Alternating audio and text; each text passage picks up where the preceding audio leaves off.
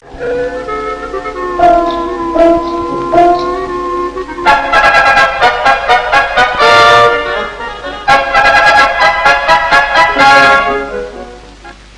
are in El Salvador, about the size of Maryland, and the smallest of the Central American republics. It is known as the Garden Republic, certainly one of the most beautiful countries in all Latin America. Lake Ilapongo, 10 miles by 5, is the national playground, and sooner or later, so they say down here, every one of El Salvador's 2 million people come here to admire and to enjoy themselves. The great highway bridge of Cascatlan symbolizes El Salvador's progress. She has completed her share of the important inter-American highway. The road comes south from the United States via Mexico and Guatemala, and thence on to Panama via Nicaragua and Costa Rica. Along the road we pass vast fields of sisal, a plant we know as the century plant. In El Salvador's semi-tropical climate, sisal grows lush and strong, as do the weeds. From sisal we get the tough fibers that make cord and rope. It is an important crop to all Salvador. Moving on, we visit a coffee plantation, one of the thousands of small family-owned ranches that are the pride of El Salvador. Whole families work when the crop comes in, for all coffee must be picked by hand. When the price of coffee is high, the people of El Salvador are prosperous, for theirs is one of the world's finest coffees and the most important crop in the country.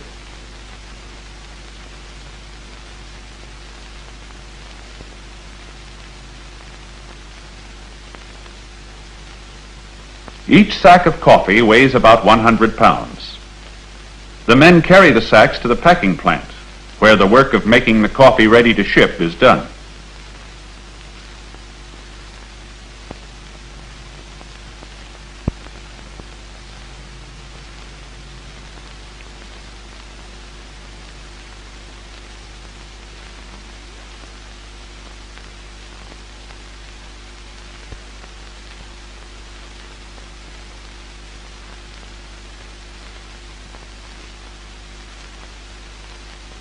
Sometimes these little plants are owned by one man, sometimes by groups of small growers working together. The washing of the coffee is important and always must be done in running water. The work is not easy.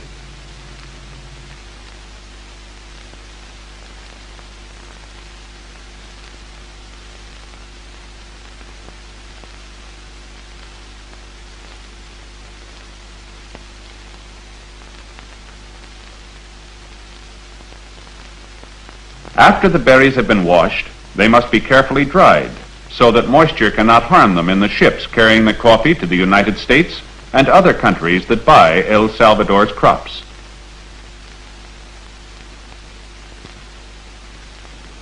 The coffee must be turned over during the day so that the sun can dry the berries evenly. Before the coffee can be used, it must be roasted. This is done after the coffee reaches its destination. The reason? Every country prefers its own method of roasting, which affects the flavor of the coffee.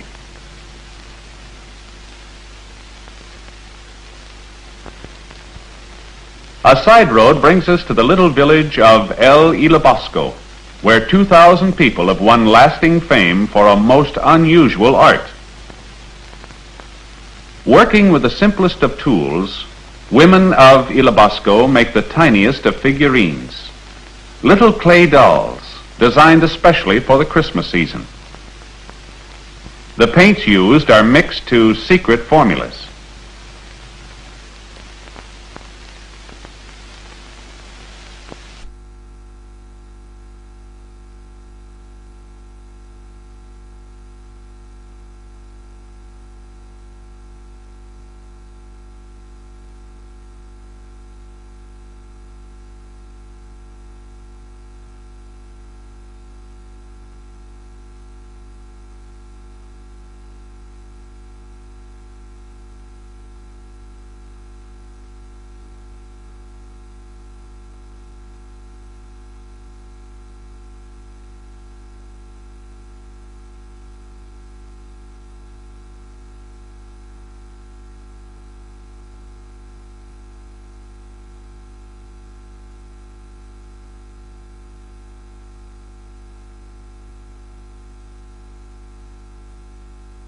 Very, very small the figures are.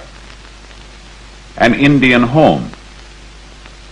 And here's all the family.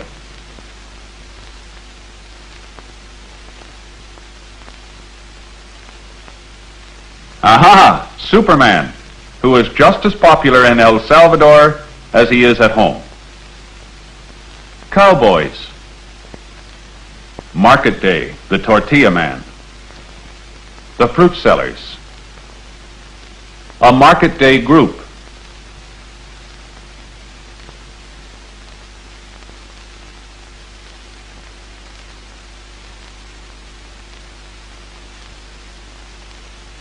Sometimes the great inter-American highway develops traffic jams. International travel is still only a small percentage of the traffic. For after all, the road here belongs to the people of Salvador and their possessions, including the cattle. But we're soon free.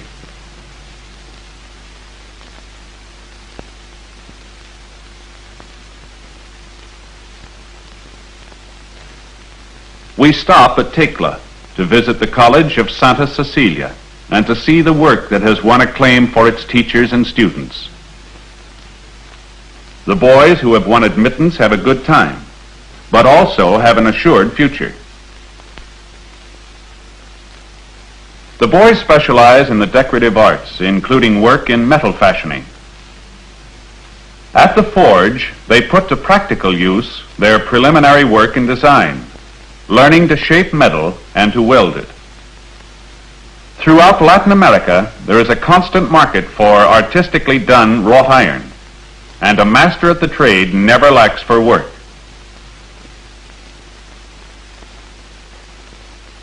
Other students go in for wood carving. They practice the use of hand saws in the old tradition of the carver. They learn that a mistake with a chisel can't be fixed, and that attention and carefulness afford the only certain results. The designs they cut are their own work, even to the most intricate patterns.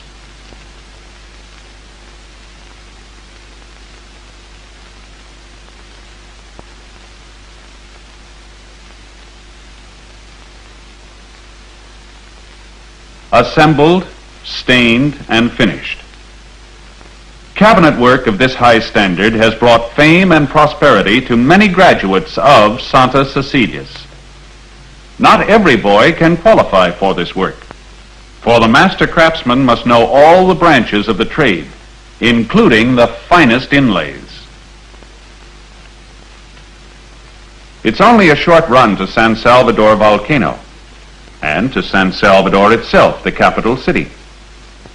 Here live 165,000 people in a valley half a mile high, where earthquakes are taken as a matter of course. The National Palace was built to withstand the most severe shocks. A ride through the city reveals how modern San Salvador has become.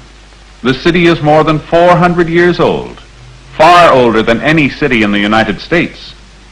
Yet its streets teem with buses and cars and traffic policemen, exactly as in any city in our own land.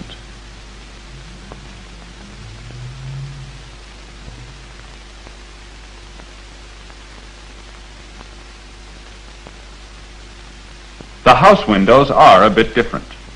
Always they are barred in the old-time Spanish way. And after Mass on Sundays, when the women wear their finest mantillas, the central plaza always crowded. By custom, this is the hour to read the papers and to take it easy.